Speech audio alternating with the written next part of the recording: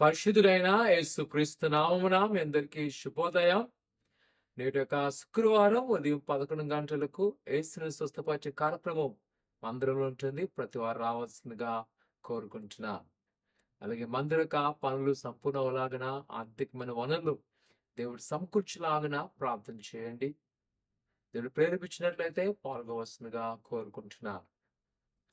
నేటి యొక్క వాగ్దానము ప్రసంగి గ్రంథము 5వ అధ్యాయం 1వ వచనం. నువ్వు దేవుని మందిరానికి పోవునప్పుడు నీ ప్రవర్తన జాగ్రత్తగా చూచుకొనుము. ప్రియా సహోదరి సహోదరులారా, దేవుని యొక్క సన్నిధికి మనము ప్రాధాన్యత ఇవ్వడము అది ఎంతైనా శ్రేష్టము.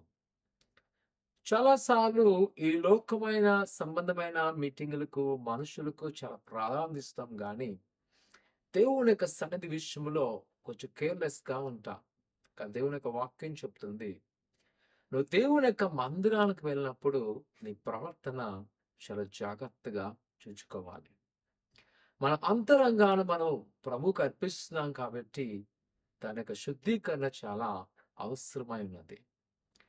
కొన్నిసార్లు మనం పెదవులతో ఆరాధిస్తుంటాం, కొన్ని పరిస్థితుల్లో నమ్మకార్థంగా ఉంటాం. ఆ స్థితిని విడిచిపెట్టంట దైవికమైన ఆత్మీయమైన అనుభవంతో, దైవికమైన ఆలోచనతో నీవు కానీ ఆయన సన్నిధికి వెళ్ళి నువ్వు ఏదైతే కోరుకుంటావో, ఏదైతే అడుగుతావో ఆయన తప్పనిసరిగా వాటిని నెరవేర్చే సమర్థుడు.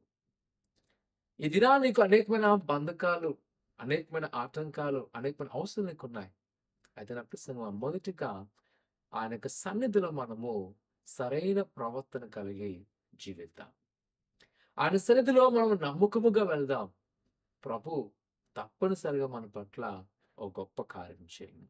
ప్రార్థన చేసుకుందాం. పరిశుద్ధుడా దేవానికి ఉన్నారు ప్రభా, మమ్మల్ని సరిచేయించుటకు మాకు మార్గాలు సరళం చేయండి. నీ నామానికి లోబట్టకు సహాయం చేయండి.